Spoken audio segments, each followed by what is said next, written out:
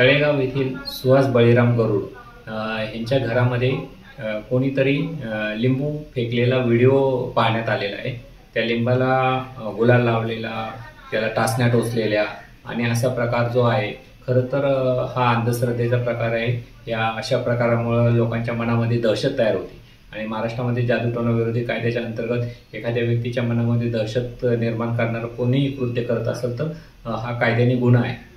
तळेगाव पोलिसांनी अज्ञात व्यक्तीविरुद्ध गुन्हा दाखल करावा आणि सीसीटीव्ही फुटेजच्या माध्यमातून ती व्यक्ती कोण आहे ती शोधावी आणि त्याला अटक करावी अशी आम्ही मागणी करतो।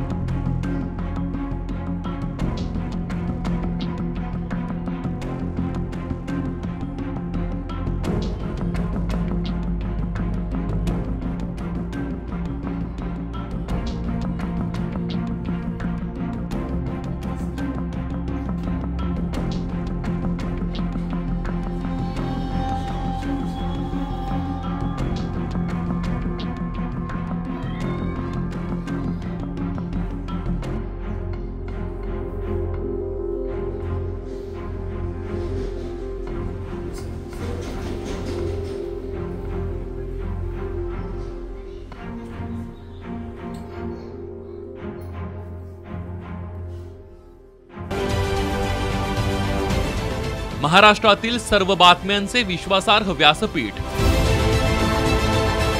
सकाळच्या सर्व सोशल मीडिया प्लॅटफॉर्मला लाईक, फॉलो आणि सबस्क्राइब करा।